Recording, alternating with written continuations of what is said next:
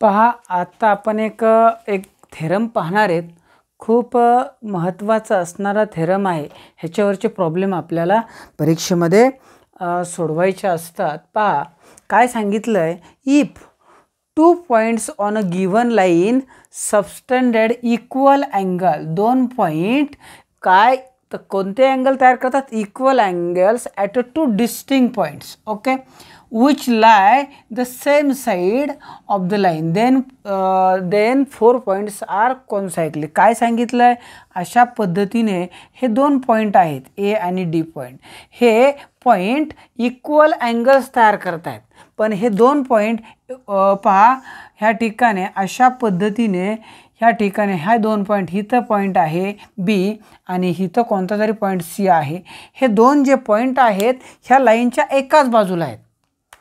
बी आणि सी हे 2 पॉईंट लाईनच्या एकाच बाजूला असतील तर आणि हिथं होणारे जर अँगल इक्वल असतील, हा अँगल आणि हा अँगल जर इक्वल असेल तर therefore this 4 point A B C D are concyclic किंवा A B C D are cyclic quadrilateral. हे आपल्याला प्रूव्ह करायचं आहे. ह्याचा अर्थ बघा, वाचून घ्या एकदा. If 2 points on a given line subtended equal angles at 2 distinct points which lie on the same side of the line, then 4 points are cyclic, concyclic. पहा काय सांगितलं, एक लाईन आहे, लाईनच्या एकाच बाजूला 2 पॉईंट असतील आणि त्या पॉईंटने जर इक्वल अँगल तयार केले असतील तर this 4 point A B C D are concyclic, म्हणजे हे सगळे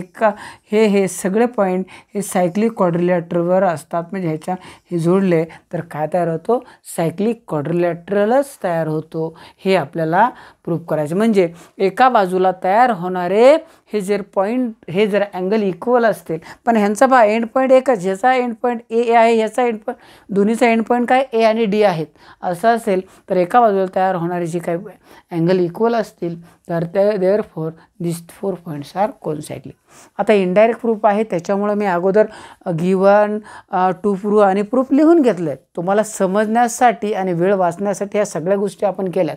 पहा फर्स्ट ही पहा बरं, ही लाईन आहे, लाईन ए डी आहे आणि ह्या लाईन ए डीच्या एका बाजूला पॉईंट सी ई बी आहे आणि दुसरा पॉईंट काय आहे, सी आहे, ओके. आणि ह्या ठिकाणी होणारा अँगल म्हणजे angle A B D and angle A C D are equal, सारख्या साईनने दाखवलेत म्हणजे अँगल इक्वल आहेत हे दाखवलं आहे. आणि इक्वल असतील तर तुम्हाला काय करायचं आहे, हे कॉनसायक्लिक आहे हे दाखवायचं आहे. First write down the given काय लिहितोय, point B and C, point B and C lie on the same side of a line AD.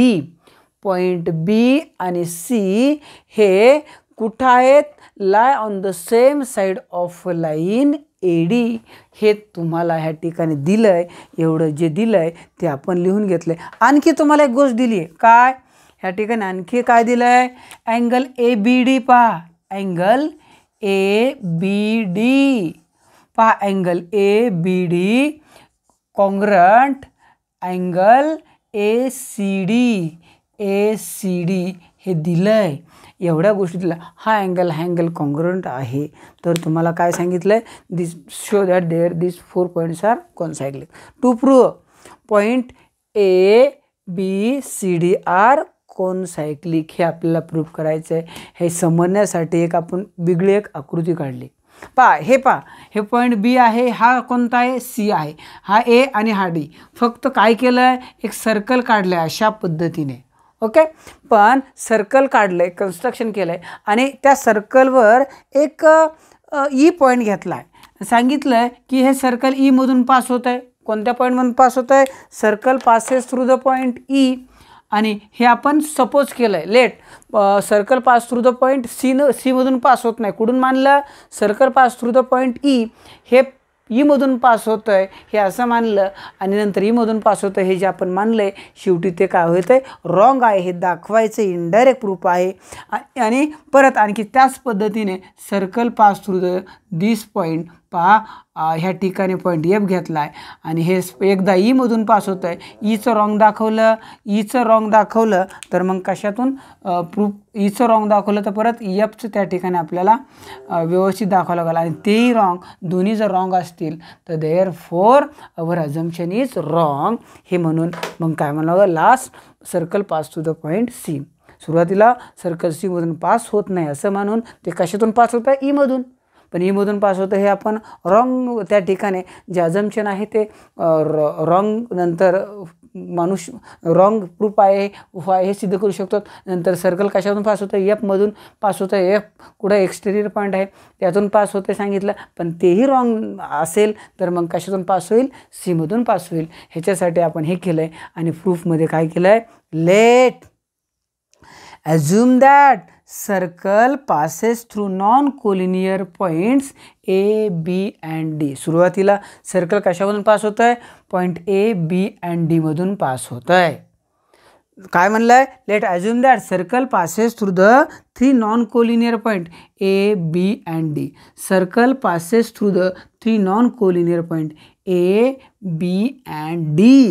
Circle passes through three non-collinear points A, B and D. Okay, झालं का इथपर्यंत. And circle does not pass through C. काय म्हणलं आपण, assumption काय केलं आहे, circle C मधून पास होत नाही, कशातून पास होतं, ए, बी आणि डी मधून पास होतं आहे मानलं आणि does not pass to the point C. आणि लेट परत काय, suppose that circle pass through किंवा circle intersect segment A C. Circle intersect, हा जो सेगमेंट ए सी आहे ना, intersect at a point E और काय एफ, ईमध्ये किंवा एफमध्ये इंटरसेक्ट होतो आहे हे आपण म्हणलं आहे. Suppose the circle intersect A C at a point E and F. पहा सर्कल ए सीला ह्याच्यातून सीमधून पास होत नाही, पण circle intersect the A C at a point A और कशामध्ये, और काय एफमध्ये इंटरसेक्ट होतं आहे. आणि मग एफ ईमध्ये इंटरसेक्ट होतं आहे म्हणजे पॉईंट ई कशावर आहे, सर्क्युलर आहे, हे ह्या ठिकाणी होईल. पण ते ई सर्क्युलर आहे हे आपण रॉंग करायचं आहे आणि नंतर एफसुद्धा सर्क्युलर आहे हे रॉंग करायचं आहे. आणि हे जर बाहेर जर असेल नाही आणि आतही नसेल तर नाही, तर पॉईंट सीमधून पास होतं आहे हे आपोआप काय होणार आहे, प्रूफ होणार आहे. आपण आता पहा बरं नंतर काय केलं आहे, जॉईन डी. हा डी जॉईन केला आणि परत जॉईन काय, D F. Join D E, D F and D C. पा ए एफ सगळे जॉईन केलेत. Join D E, D F and A F हे जॉईन केलं आहे. आणि आता आपण ह्या ठिकाणी परत पुढचा प्रूफ करू. काय होईल पहा, दोन केस असतील ह्या ठिकाणी. पहा दोन केस काय होतील आपल्याला माहिती आहे. एकदा ई कुठं घेतलं, इथं ई आणि एकदा एफ पॉईंट घेतला आहे. सुरुवातीला काय केलं आहे, circle passes through the point E मानून. ओके, केस फर्स्ट काय, the circle passes through the point E. हे सर्कल कशावरून पास होतं, ईमधून पास होतं हे मानलं आहे. जर ईमधून पास होत असेल तर ह्या ठिकाणी पहा काय होईल, ईमधून पास होत आहे. सर्कल जर ईमधून अशा पद्धतीने पास होत असेल तर पहा हा अँगल आणि हा अँगल काय असतो, कॉन्ग्रंट. कारण काय, ह्या ठिकाणी सेम आर्क, आर्क कोणती, इंटरसेप्ट आर्क कोणती, ई डी, ही सेम आर्क आहे. आणि मग ही जर आर्क सेम असेल तर अँगल ए बी डी आणि ए ई डी काय असेल, कॉन्ग्रंट असेल. म्हणून काय लिहिलं, angle A B D congruent angle A E D आणि काय inscribed angle in same arc. पहा inscribed angle in same arc. कोणती आर्क, आर्क सेमच आहे ना. पहा सेम आर्क, इंटरसेप्टेड आर्क ह्यांची सेम आहे, ए डी इंटरसेप्ट. आणि म्हणजेच काय, या ठिकाणी A B D is equal to angle A E D हे झालं. आता हे झालं, बट ह्या ठिकाणी इक्वेशन फर्स्ट काय आहे, A B D is equal to काय, ए सी डी आहे.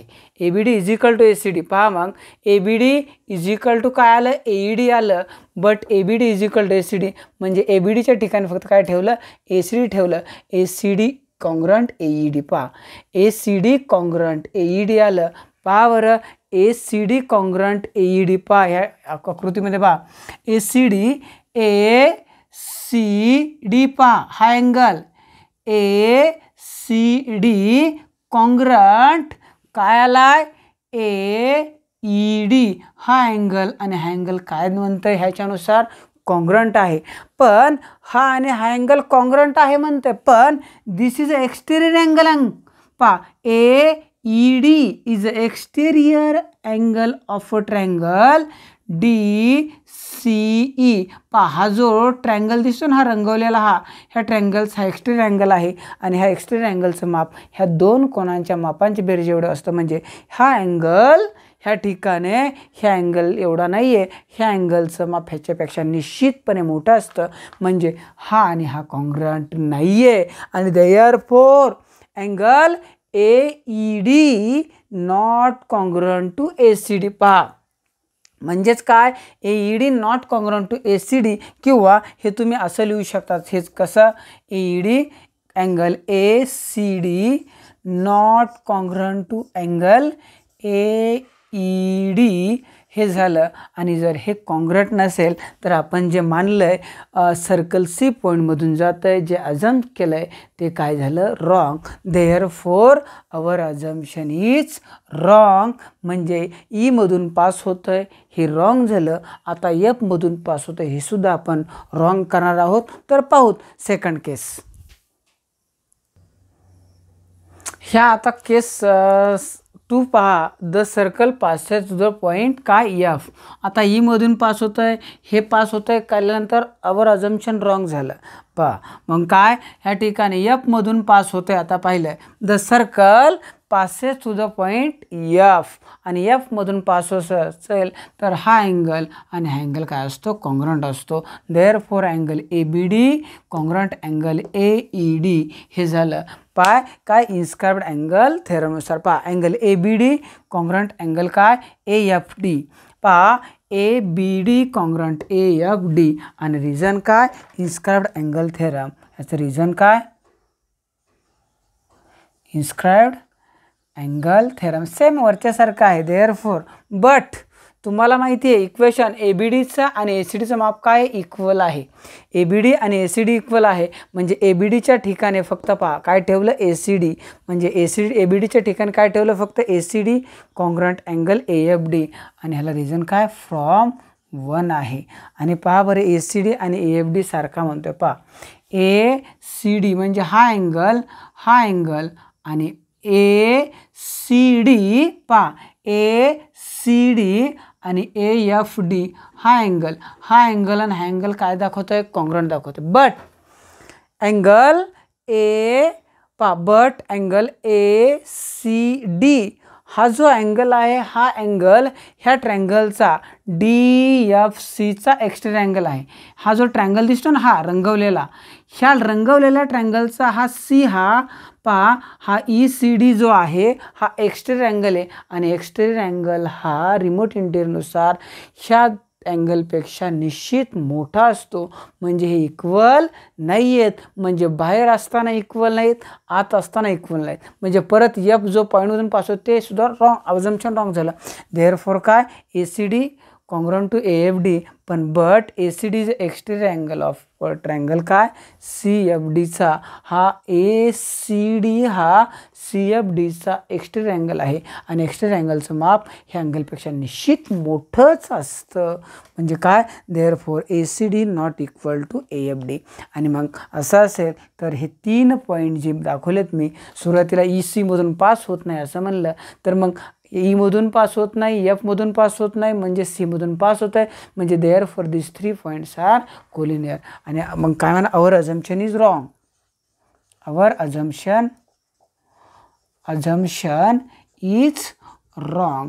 आपण काय मानलं आहे अजम्पशन काय म्हणलं आहे ह्या ठिकाणी पॉईंट कशामधून पास होतं ई आणि एफमधून पास होत आहे. तर हे जर रॉंग असेल तर therefore point A B C and D are concyclic points. हे सगळे पॉईंट कोनसायक्लिक आहेत. म्हणजेच तो जो तयार होणारा क्वाड्रिलॅटरल आहे तो कोणता असेल, सायक्लिक असेल. अशा पद्धतीने आपण हे थेरम पाहिलेत. आपण बरेच थेरम ह्या ठिकाणी पाहिलेले आहेत आणि या सगळ्या थेरमचा वापर करून आपल्याला एक प्रॅक्टिस सेट सोडवायचा आहे. तो प्रॅक्टिस सेट 3.4 आपण पुढच्या लेक्चरला सोडवणार आहोत. सर्वांनी तो प्रॅक्टिस सेट एकदम व्यवस्थित त्या ठिकाणी लक्षपूर्वक सोडवायचा आहे. आपण तो सोडवणार आहोत. पहा, आत्तापर्यंत आपण काय काय शिकलोत ह्या ठिकाणी हे सगळं आपण एकदा रिव्हिजनमध्ये पाहूत, जेणेकरून आपल्याला प्रॅक्टिस सेटमध्ये त्या सगळ्यांचा वापर करायचा आहे. पहा, आत्तापर्यंत ज्या ज्या गोष्टी आपण शिकलोत, एक 3-4 लेक्चरमध्ये 4-5 लेक्चरमध्ये जेवढं शिकलोत त्याची एकदा रिव्हिजन आपण इथं पाहणार आहोत. फर्स्ट शिकलोत इन्स्क्राइब्ड अँगल थेरम. पहा, angle BAC is inscribed angle. Okay, आणि ह्याने इंटरसेप्टेड केलेल्या आर्कचं नाव काय आहे, आर्क BDC आहे. आणि पण ह्या ठिकाणी पहा, angle BAC is equal to, पहा, angle BAC is equal to half of the intercepted आर्कचं नाव का, BDC. Measure of arc BDC हे आहे ह्या अँगलचं माप ह्या आर्कच्या अर्धा असतं. किंवा आणखी वेगळ्या ह्याच्यात सांगायचं झालं तर ह्या ठिकाणी ह्या अँगलचं माप, पहा, angle BAC is equal to half of the, हा सेंट्रल अँगल हा सारखा असतो, half of the measure of angle BOC एवढं असतं. ह्या अँगलचं माप ह्या BDCच्या अर्ध किंवा अँगल BOCच्या अर्ध असतं. हा आपण इन्स्क्राइब्ड अँगल थेरम शिकलो. नेक्स्ट आपण काय केलं आहे पहा, त्याच्यानंतर पहा, हे दोन अँगल आहेत. पहा, ह्या ठिकाणी ह्यांची इंटरसेप्टेड आर्क एकच आहे. जर ABKC जर इंटरसेप्टेड आर्क एकच असेल, पहा, ही BKCच आहे.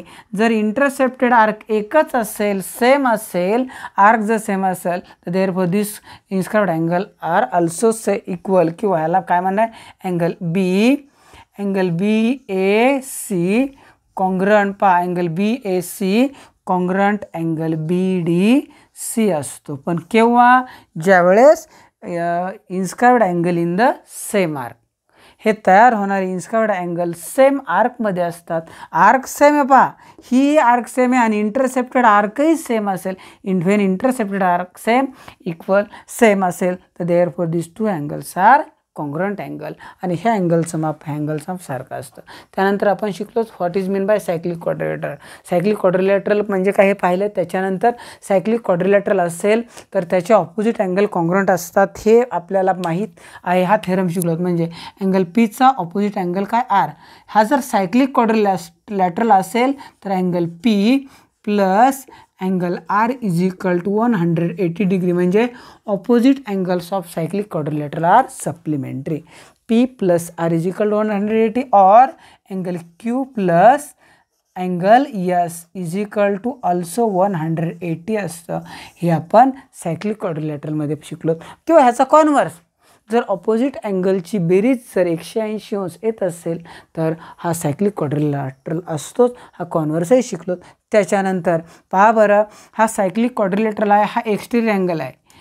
SRT एक्सटेरियर अँगल, आणि ह्या एक्सटेरियर अँगलचं माप हे त्याला ॲडजसंट असलेल्या अँगलच्या ऑपोजिट असणाऱ्या अँगलच्या मापा एवढं असतं. म्हणजेच काय, angle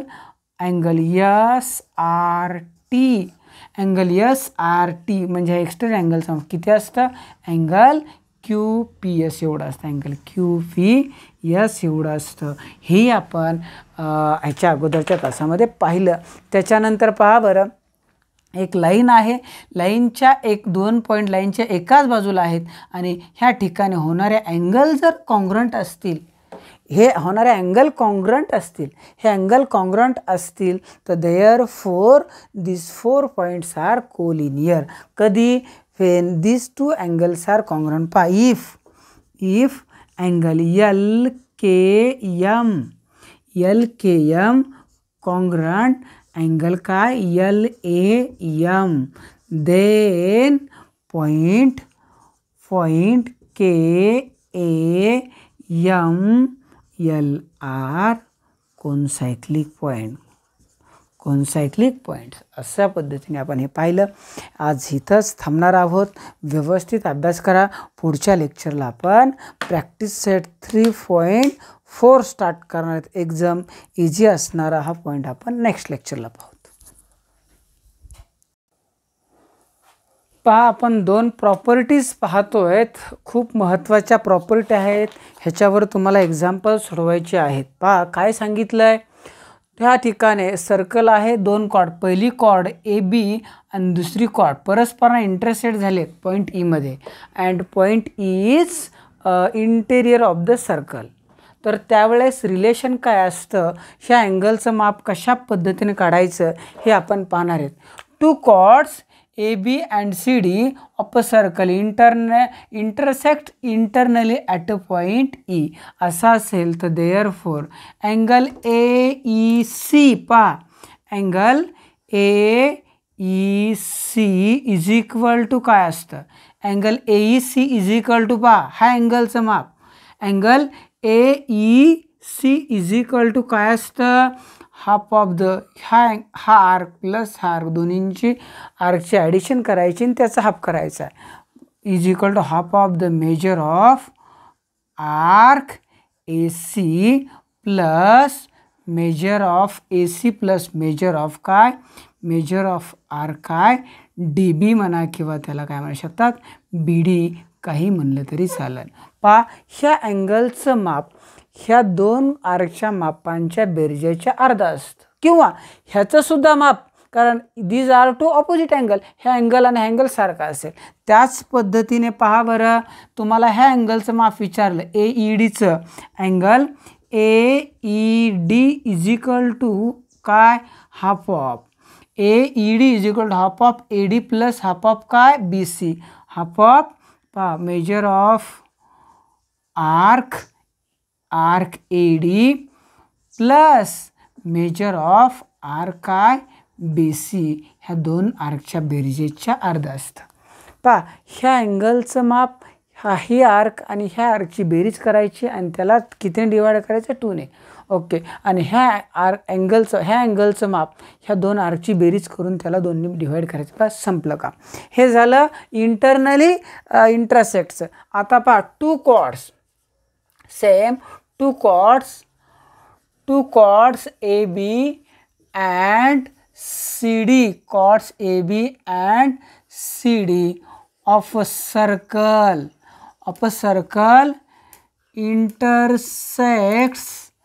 intersect externally at a point का एक्सटर्नली इंटरसेक्ट करते ॲट अ पॉईंट काय E. हा E पॉईंट वर्तुळाच्या बाहेर आहे. त्यावेळेस हे अँगलचं माप angle BEC is equal to काय, angle BED is equal to angle BED is equal to काय, तर ह्या अँगलचं माप म्हणजे हाफ ऑफ द काय, मोठी आर्क कोणती आहे, ही मोठी आर्क आहे. पहा half of the measure of arc BD. ह्या BD आर्कमधून ही मायनस करायची, minus major of arc AC वजाबाकी करून त्याच्या अर्ध. हे झालं त्याचा आन्सर. अशा पद्धतीने ही जी प्रॉपर्टी आहे ह्या प्रॉपर्टीचा वापर आपल्याला एक्झाम्पल सोडवताना करायचा आहे. त्याच्यामुळे ह्याच्यावर लक्ष द्यायचं आहे, व्यवस्थित पाहायचं आहे. इंटरनली जर इंटरसेक्ट करत असेल तर ह्या दोन्हींची बेरीज करून 2 ने भाग द्यायचा आणि एक्सटर्नली इंटरसेक्ट करत असेल तर ह्या मोठ्यामधून छोटी मायनस करायची, वजाबाकी करायची आणि डिवाइड बाय 2 करायचं. बस एवढंच करायचं, बाकी काही नाही आहे.